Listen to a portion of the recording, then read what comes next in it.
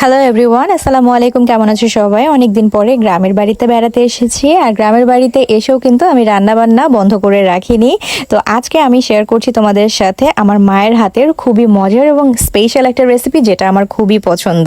তো তোমরা আমার এর আগের ভিডিওটা ডালের রেসিপি ছিল, সেটাও দেখেছো। সেটা আমি কলমি শাক দিয়ে করেছিলাম এবং সেই ভিডিও থেকে আমি অনেক ভালোবাসা পেয়েছি তোমাদের কাছ থেকে। Thank you so much. আজকেও আমার খুব পছন্দের একটা রেসিপি তোমাদের সাথে শেয়ার করছি। এটা হচ্ছে ডাল দিয়ে ডাটা দিয়ে। আর ডাল এমন একটা জিনিস যেটা দিয়ে কিন্তু অনেক ধরনের তরকারি আসলে রান্না করা যায়, আর খেতেও কিন্তু খুব মজা লাগে। তো আমার মায়ের হাতের ডাল দিয়ে ডাটার রেসিপিটা কিন্তু খুবই মজার। তো ফ্রেন্ডস, চলো দেখে নেই ডাল দিয়ে ডাটার রেসিপিটা। আজকের রেসিপিটা কিন্তু খুব বেশি যে ফর্মাল হবে এরকম না, খুবই ইনফর্মাল একটা রেসিপি। এই কারণে তোমরা হয়তোবা দেখতে পারবে যে মাটির একদম আশেপাশে থেকেই কিন্তু রান্নাটা করা হচ্ছে। তো রান্নাটা করার জন্য প্রথমে আমার মা এখানে নিয়ে নিয়েছে এক মুঠো পেঁয়াজ, রসুন কুচি, এক মুঠো ভরে একদম কাঁচামরিচ কুচি করে দিয়েছে, আর দিয়েছে আদা বাটা, রসুন বাটা আর একটু জিরা বাটা। তো মসুর ডালটাকে ভালো করে ধুয়ে নিয়েছি। এখানে 1 কাপের মতো মসুর ডাল নেওয়া হয়েছে। আর এখানে নিয়ে নিচ্ছি 1.5 চা চামচ পরিমাণ হলুদের গুঁড়া। দিয়ে দিচ্ছি সামান্য পরিমাণ ধনিয়ার গুঁড়া, মানে ধনিয়ার গুঁড়াটা কিন্তু খুবই অল্প দিতে হবে, নয়তো ডালটা কিন্তু কালো হয়ে যায়। এখন এর সাথে সয়াবিন তেল দিয়ে দিচ্ছি হাত ভর্তি করে, যতটুকু পরিমাণ। একদম গ্রামের রান্নাগুলো কিন্তু এভাবেই হয়, তো এভাবেই কিন্তু এখানে অ্যাড করা হচ্ছে।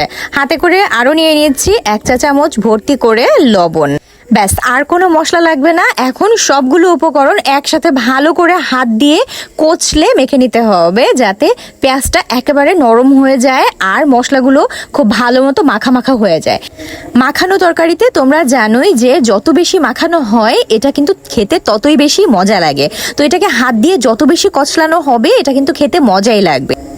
এমনিতেই হাতে মাখা তরকারিতে খেতে খুবই মজা, তার উপরে এটা রান্না হচ্ছে আজকে মাটির চুলায়। মাটির চুলায় জানোই তো যে রান্না করলে কি সুন্দর একটা গন্ধ বের হয়। তো ভালো মতো মাখানো হয়ে গেলে এর মধ্যে কেটে ধুয়ে রাখা যে নরম ডাটাগুলো ছিল, আর এই ডাটাগুলো কিন্তু গ্রামের ডাটাগুলো কিন্তু খেতে খুবই মজা। গ্রামের ডাটা কিন্তু একদম সার ছাড়া হয়, আর এটা রান্না করলে খেতে খুব অসাধারণ লাগে। ডাটাগুলো দিয়ে তারপরে ডালটার সাথে ভালো করে এটাকে আরও কিছুক্ষণ মেখে নিতে হবে। মাখানো হয়ে গেলে এর সাথে আমি অ্যাড করে দিচ্ছি বৃষ্টির পানি। তো তোমরা জানো যে গ্রামের বাড়িতে কিন্তু বৃষ্টির পানিতে রান্না করলে ডাল খুব দ্রুত সেদ্ধ হয় এবং যে কোনো তরকারি খেতে কিন্তু অসাধারণ লাগে। মাখানো শেষ হয়ে গেছে, এখন বৃষ্টির পানিটা পরিমাণ মতো দিয়ে দিয়েছি। এখানে দেখতে পেরেছো যে আমি 1 বাটি পরিমাণ বৃষ্টির পানি দিয়েছি, মানে এখানে যদি ভরে দেই তাহলে 2 কাপ পরিমাণ বৃষ্টির পানি দেওয়া হয়েছে। তারপর মাটির চুলায় দিয়ে আগুনটাকে জ্বালিয়ে দেওয়া হলো। আগুন দেওয়ার পরে খুব দ্রুতই কিন্তু এটা জাল চলে আসবে, এবং যখনই খানিকটা বলক উঠে আসবে আমি ঢাকনাটাকে তখন সরিয়ে দিয়ে কিছুক্ষণ নেড়ে চেড়ে দিয়েছিলাম, আর তোমাদেরকে একটু দেখিয়ে দিচ্ছি যে এটার থিকনেসটা কেমন হয়েছে। তো আমি কিন্তু থিকনেসটা এমন রাখবো না, এর থেকে আরও একটু ঘন করব। যখন ডালটা একটু ফুটে যাবে, মানে যখন একটু পাতা পাতা থাকবে ডালটা, তখন কিন্তু এটা নামিয়ে ফেলা হবে। আর এই ডালটা কিন্তু আমি পুরোপুরি সেদ্ধ করছি না। তো তোমরা দেখতে পাচ্ছ যে একটু যখন এই ডালটা মিডিয়াম সেদ্ধ হয়ে আসবে সেই পর্যায়ে কিন্তু এটাকে চুলা থেকে নামিয়ে ফেলবো। বাকিটা কিন্তু গরমে গরমে এমনিতেই সেদ্ধ হয়ে যাবে। তো হালকা একটু ঝোল ঝোল রেখেছি, কারণ এটা কিছুক্ষণ পরে কিন্তু ঠান্ডা হয়ে গেলে আর একটু ঘন হয়ে যাবে, এই জন্য। আর এটাকে খুব বেশি ঘন করব না। তোমরা যদি চাও সেক্ষেত্রে কিন্তু তোমরা এটাকে আরও একটু ল্যাটকা করে খেতে পারো, সেটাও কিন্তু খেতে খুব মজা লাগে। তো আজকের ভিডিও দেখার পরে অবশ্যই তোমরা একটা লাইক শেয়ার কমেন্টস করে যাবে যে আজকের গ্রামের ভিডিও তোমাদের কেমন লাগলো। ভালো থেকো সবাই, আল্লাহ হাফেজ।